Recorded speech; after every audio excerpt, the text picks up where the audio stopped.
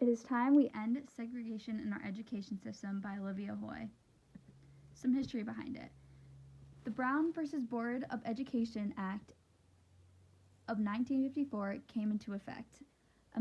However, American schools turned into a war zone between minorities and majority as the fight for desegregation began. In 1957, a group of 9 African Americans fought their way through a crowd of white segregatists towards the doors of Little Rock Central High School. The angered whites chanted 2, 4, 6, 8, we ain't gonna segregate. However, 65 years later, our education system is still branded with the word segregation, whether the majority of people are aware of this or not. Colored students are pushed aside by our country, forgotten by our schools and government, and face a lesser qualified education system simply because of the long-held grudge against their race. Despite the countless efforts to fix this cause, the American education system is deeply rooted in colorblind racism and segregation, which leads to the deprivation of education for these so-called equal children and teenagers. This continues throughout the adult lives of these students, which leads to a nationwide segregation that begins in just our American schools. What is colorblind racism? Well, it's when an individual claims to not see race, yet they live a personal and professional life that runs against that assertion. Why is it a problem? Well, we're not directly told to hold a prejudice against African Americans, yet we live a genuinely racist lives. Our education system is teaching our children these mindsets that white is superior and black is inferior.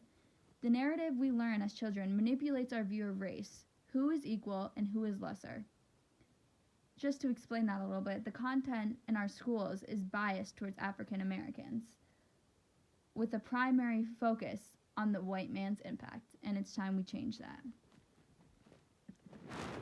Just to give a real life situation, at Stanford University, which happens to be one of the most prejudiced institutions in our country, a black student was asked to leave the room during certain lectures, and within those lectures included slavery and black oppression. So the student was forced from their classroom, deprived of her education by a white man who took it upon himself to deem the student incapable of learning the history of her own people. The term redlining. The term redlining surfaced during the 1930s as a method to segregate neighborhoods across the country. Red lines between areas separate the wealthy from poverty. On one side of the red line, home values are increased, schools are better, and the overall income is high. However, on the other side, home values decrease, along with the quality of the education and even the yearly income. And it just happens that these sites with low income, low quality schools are mainly populated by Latino and black. So why is this a problem? Well, states use these red lines as a guideline for school funding. Schools with primary low income and minority students receive 3 times less funding from the government than schools with primary, middle class, and majority students. The gap between these funding leads to a gap between the qualities of education. Segregation in school. So I watched a documentary that's called Teach Us All, and Sona Lohman, if I'm pronouncing that right, and her team investigated the underfunding of inner city schools. During their visits to these poverty schools, they uncovered that only 4% of African American students in New York City alone attend high achieving funded schools. Only 4%. The other 96% of African American students attend underfunded and overpopulated schools that are unable to teach them an education that they deserve. Children in these segregated schools are deprived from their own rights to an equal education.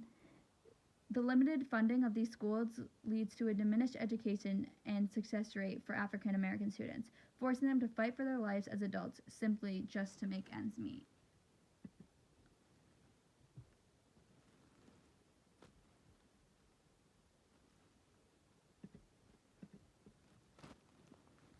Due to gentrification, white children infiltrate into these primarily black schools slowly until the minority students are pushed out into another unfunded school. And this cycle just continues. Regardless of any attempt at desegregating, minority students are continuously placed at the bottom of the priority list. And why? And it doesn't even stop after grade school. The effects of segregated schooling doesn't end with the graduation of the student. After public schooling, many students are expected to attend college and further their education for the benefit of their future. And African Americans earn an hourly wage that is half as much as a white person, an annual income that is $30,000 less than a white person, and have a chance of being in prisons at least once in their life that is 5 times higher than that of a white person. The segregation we teach causes repercussions in our society, and it damages the people we have already taken so much from. So, in conclusion, to fix our segregated society, we need to take action on a nationwide level, granting equal opportunity for all students, regardless of their test scores or the color of their skin. Until this happens, our country will remain as it is, a falsely equal land of the free. The United States was founded on the fundamental concepts of equality for every woman, every man, and child, granting them the natural rights they deserve. And we have unfortunately lost sight of these traditions.